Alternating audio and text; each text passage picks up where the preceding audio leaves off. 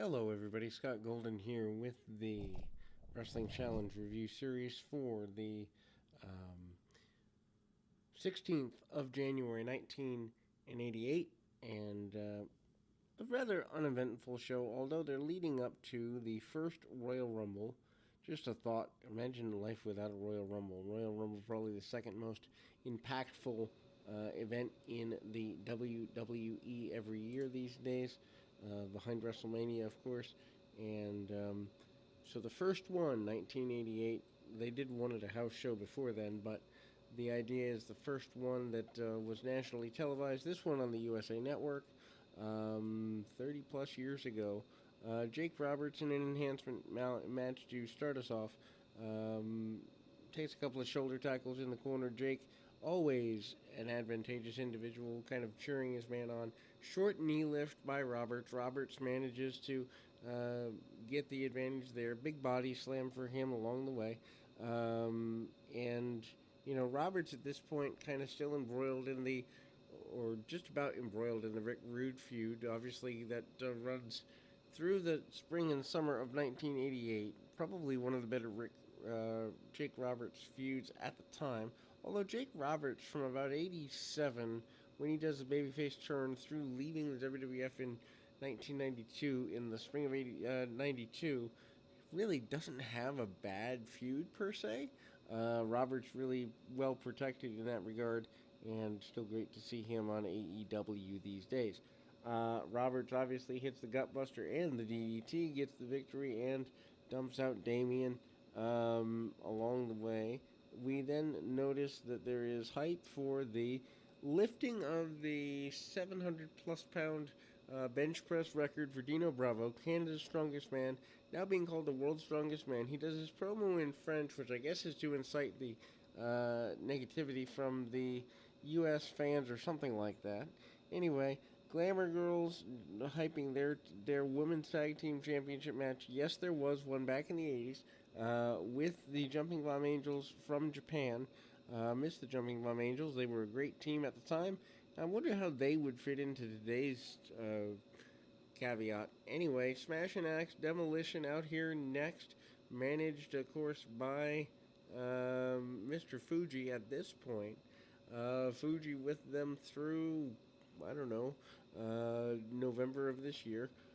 So, he certainly takes them along, and Axe starts with the enhancement talent.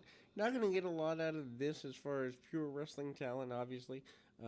Lots of punching, lots of kicking, but Demolition probably, certainly many people say they are the answer to the Road Warriors, but I, growing up with them, actually thought them to be a bigger team than the Road Warriors. And, of course, their year-plus run with the Tag Team Championships at the time was a really big deal. New Day, of course, defeating that a couple of years ago, but, that's the New Day, and, well, nothing against the New Day, but they're not Demolition for sure. Of course, who could be? Anyway, Axe with a launching body slam. Of course, Demolition really, to me, never the same after Axe has to leave due to heart condition, I guess caused by an allergy to shellfish that launched a heart condition into being, from what I've understood. I may not understand that completely, but that's the idea.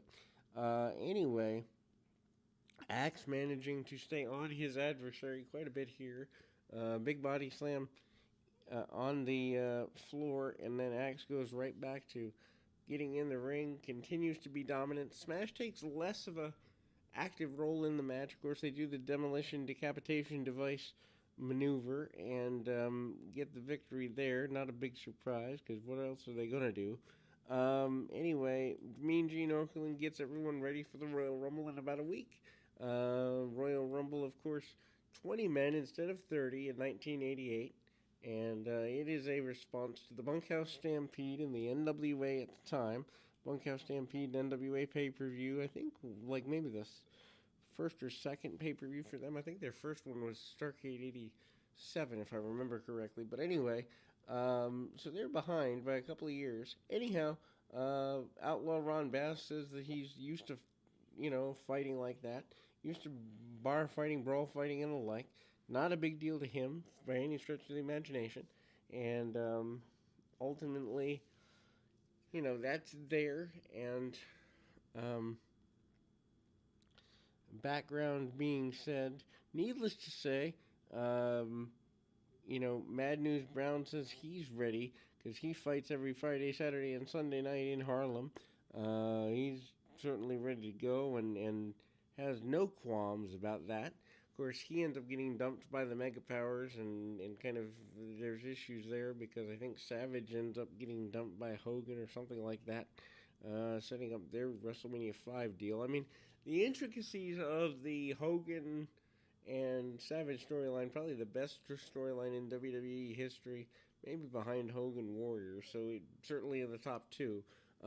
Jim Duggan, who actually is the Royal Rumble winner in a couple of days here, is out having an enhancement match. Duggan, of course, joining the WWF in 1987, then being sent away for a while, coming back in early 88. Big backdrop. Would have interested me if Duggan had not returned. I wonder who would have won the first Royal Rumble. Was there ever a plan for somebody else, or what that looks like? Big backdrop on the enhancement talent here for Duggan. Duggan manages to do everything he can to get things going in a positive direction for himself, and we kind of see the enhancement talent try to rake the eyes and get under Duggan's skin. Duggan with the football tackle, 1, 2, 3, and a victory for him. Then we go to another enhancement match relatively quickly after that. Rick Rude is the individual there. Rude barely getting moved by the individual that's dealing with him. Short clothesline by Rude. Rude wants nothing to do with being in there very long. Double bicep pose. Rude and Ricky Steamboat go to a 20-minute draw in the Royal Rumble 88. Of course, Rude and Steamboat would later have a feud that ran almost for, 6 months, 8 months? In 1992 WCW, one of my favorite feuds of all time, at the time. But their WWF run's a little underwhelming, honestly. I don't think they clicked nearly as well. Maybe it was Rude wanting to do more with his career than work with Ricky Steamboat at the time. Who knows? Maybe they just had an off night. That 20-minute match that they have at the Rumble, I actually always felt it was a little underwhelming. Rude, of course, dominating and using cheating along the way, gets the Rude Awakening neckbreaker for the victory. Fred George is your interviewer in the interim here. He brings in Butch Reed and the one-man gang. I believe one-man gang the runner-up to the Royal Rumble. I think Duggan and one-man gang are the final two. I also think that one-man gang might have been the one to win the one house show Royal Rumble they did beforehand. In any event, the trial run, Butch Reed kind of putting over the gang. Gang, of course, over 350, 400 pounds. Big deal at the time. Gang here, I think he came in late 86, early 87. I know he leaves right after WrestleMania 4 or thereabouts. He's not part of SummerSlam of 88, the first SummerSlam. So think about that. The first SummerSlam and Royal Rumble in the same year. So 88, a really big year for expansions for the WWF. Speaking of expansions, teams that are meant to be kind of, Rock and Roll Express-esque. Up next, as the Conquistadors face the Young Stallions. Young Stallions, of course, Jim Powers and Paul Roma. I actually enjoyed the Stallions a lot. I think they could have done more with them had... from the rumors I'd heard, Jim Powers' head wasn't always in the game. Roma with some arm drags and an arm bar pretty quickly, ultimately, and hit some shots there. It's an interesting run and a hard shot by one of the Conquistadors. Conquistadors, if you're not familiar, two masked individuals, all in gold. I always liked the Conquistador outfits. They were fun to me, but maybe I was a kid, so I was the target audience. Who knows? Anyway, they managed to double team. Roma stays on for a little while until one of the Conquistadors leaps off the top rope. Doesn't end well for him, and then the Young Stallion's able to get some body slams and drop kicks along the way, and manages to, hit an Irish whip. And again, hitting a power slam for the victory. 1, 2, 3. Powers gets the victory for the team, and the Young Stallions in a good space. Then they they hype the biggest match in wrestling history, which I can't believe they talked about on Raw a few weeks ago. 33 million people watched Andre the Giant and Hulk Hogan on the main event, uh, February 5th, 1988. 33 million people. They can't even get 2 million. They can't even get 2.5 million to watch these days. But 33 million back in 1988. Of course, the television market much different.